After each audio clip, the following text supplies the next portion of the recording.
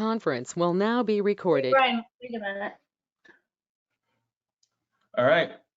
We are here with the star first board player, drafted second pick to the Bloomfield Bishops, Cal Vanderhoek, otherwise known as Wolf 2008.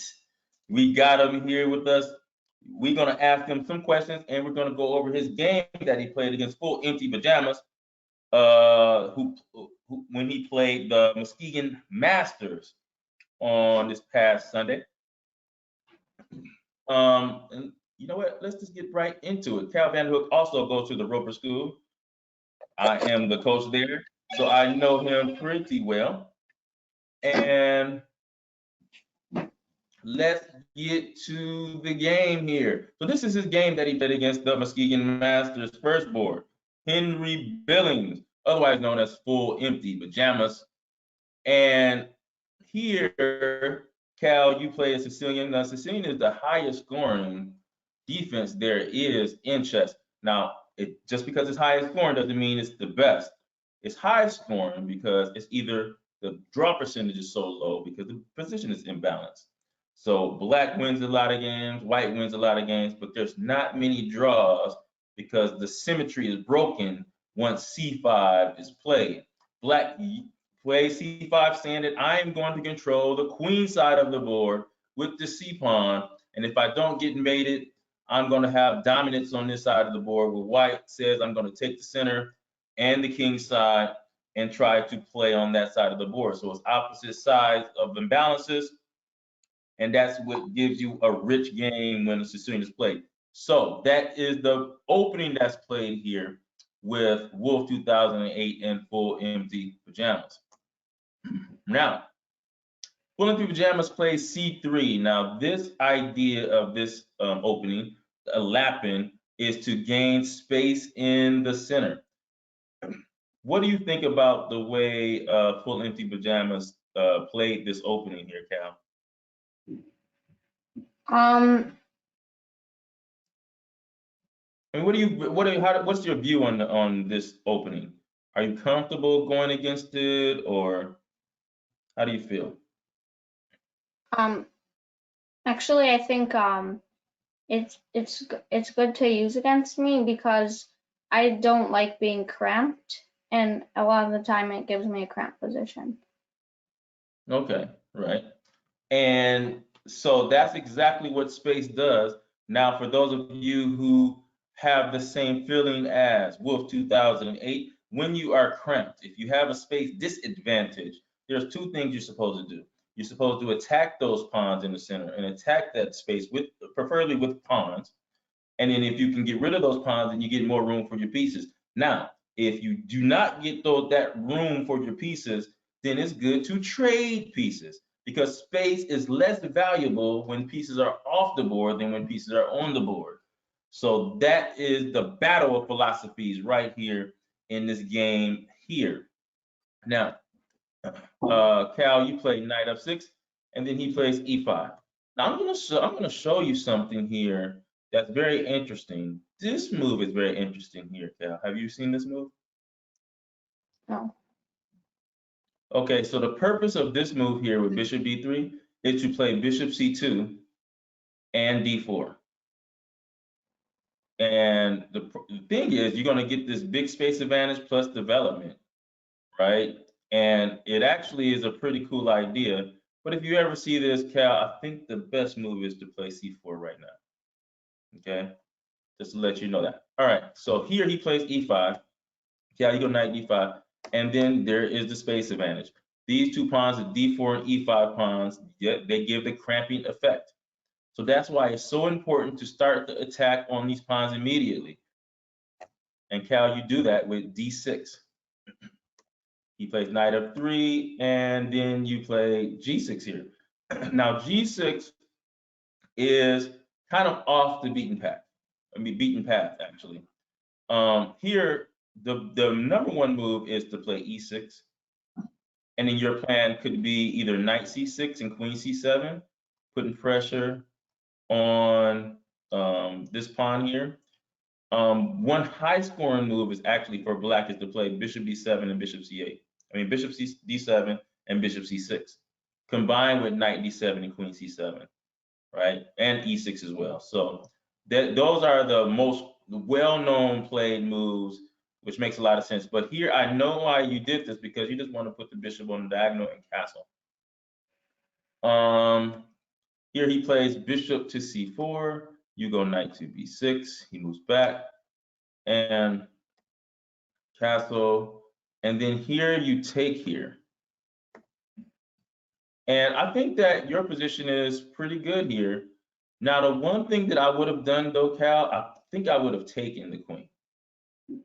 Because the most dangerous thing about a pawn being on e5 is that a lot of times it could lead to kingside attacks. And if the queen is off the board, then the kingside attack is not as successful. So we trade queens and then castle, and then now this becomes a target on e5.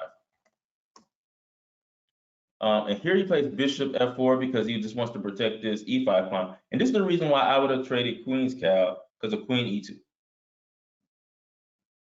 Queen e2, which guards the e5 pawn, but also threatening rook d1. And now you're gonna get that cramped feeling that you were afraid of before. But after knight c6, rook e1, bishop to, and then he trades here, and now you should be fine. The queens are off the board. There's only one pawn here that's given any type of space, so you should be fine here. Did you feel the same way in this position? Yeah. And okay. I thought e6, I realized that I could take, and after bishop takes e6 and bishop takes e6 and rook takes e6, I have bishop takes b2. Oh, I see. Okay. So this square here. So in case they played e6, you would have this bishop takes b2 move here. I got it. Okay. So the next move he plays is knight d2. Now what is your plan here? Since you know that e6 doesn't really work, what are you thinking in this position? I'm trying to remove I'm trying to attack his e5 pawn and remove some of his defenders from it. So like I might go like knight d7. Okay. Or like maybe I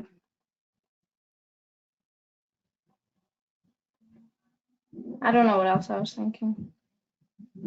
Okay. Yeah, no, knight d7 should be okay. Also, I think it's okay to actually just trade this here. Bishop takes, knight takes, and then go knight d4.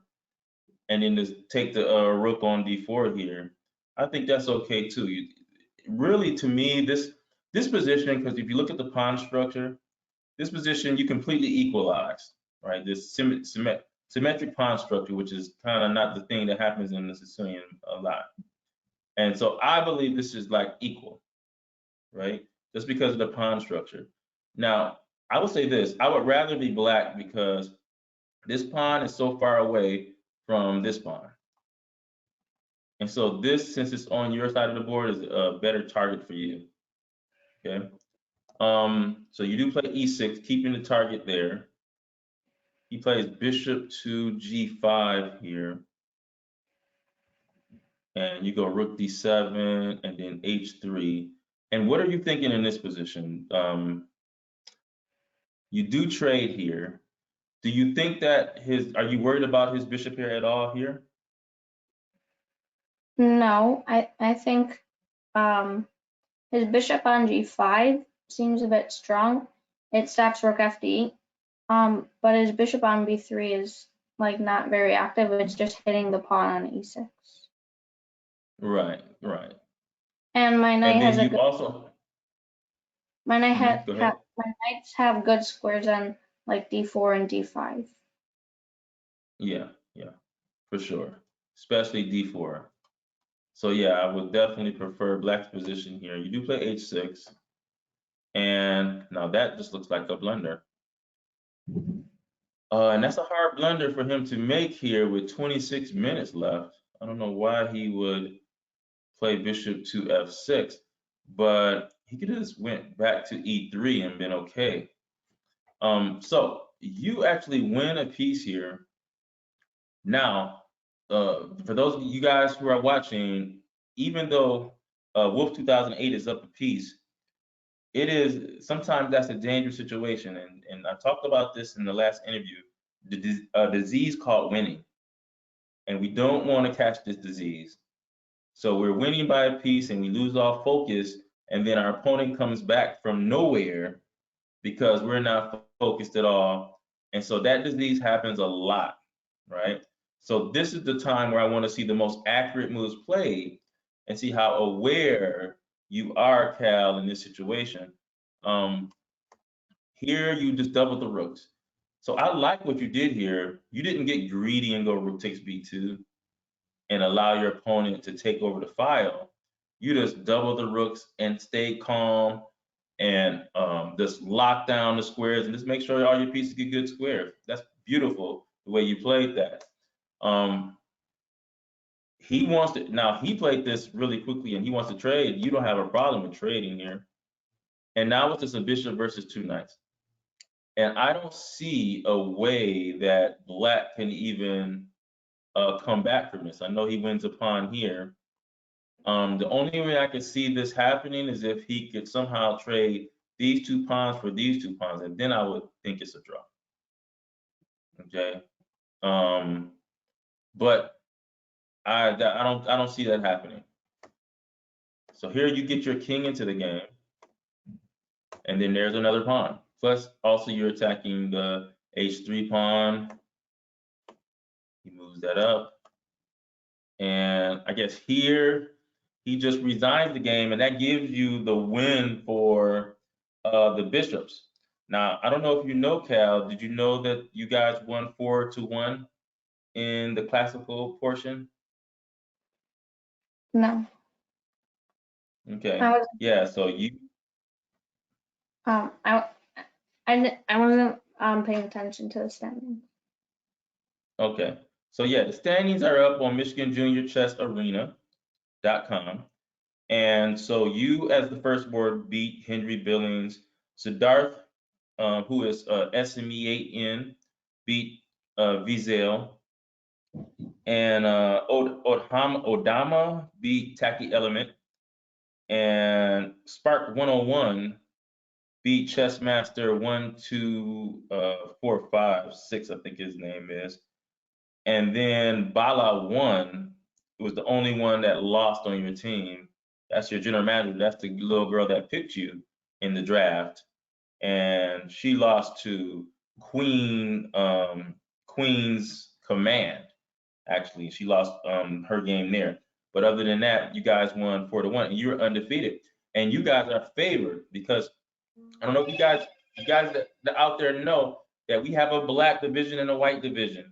And Wolf 2008 is in the black division, and there's going to be 2 playoff teams from each division. There's only 2 teams out of the 6 teams will make it to the playoffs, and the winner of that playoff will make it to the championship and face the winner of the white division.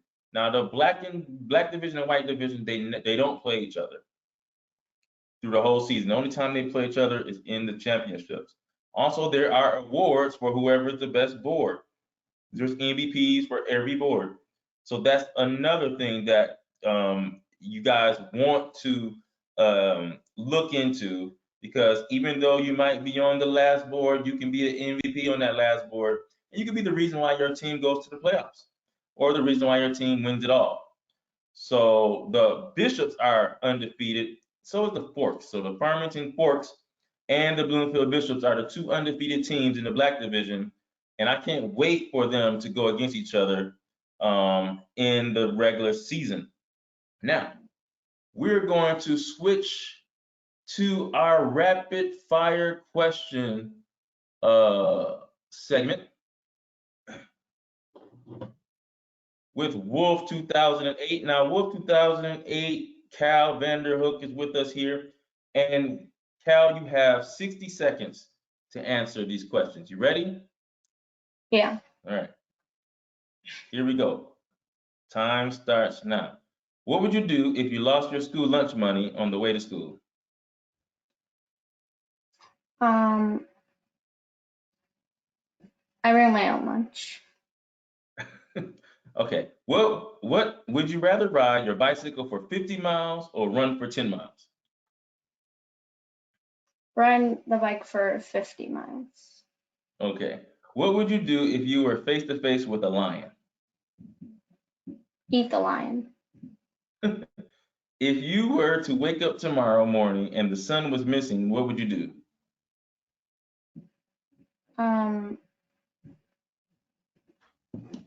Use a flashlight. What would you do if all the candy in the world was eliminated? Don't eat candy. Would you eat Brussels sprouts every day for a month if you were told you'd be given a special prize at the end?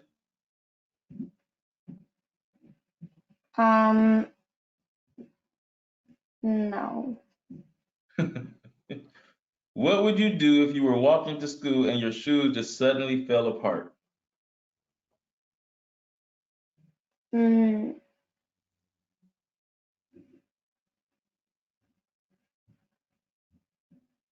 Walk the rest of the way to school. Okay, now, favorite color, Yellow. worst food, Quinoa. stinkiest smell,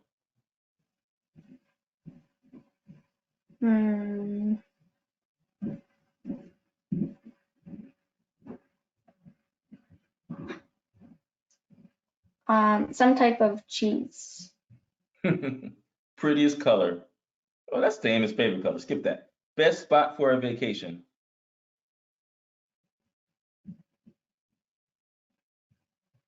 Best spot for a vacation? Yeah, best place to go vacation.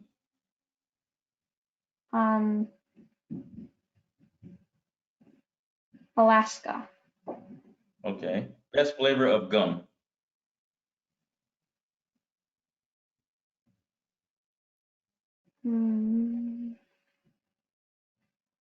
I don't know. Favorite animal.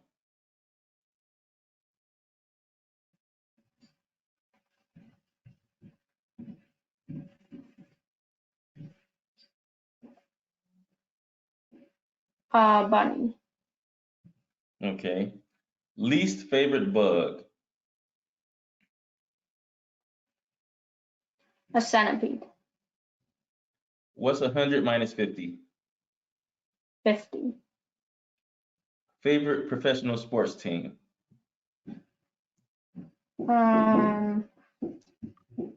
Manchester City.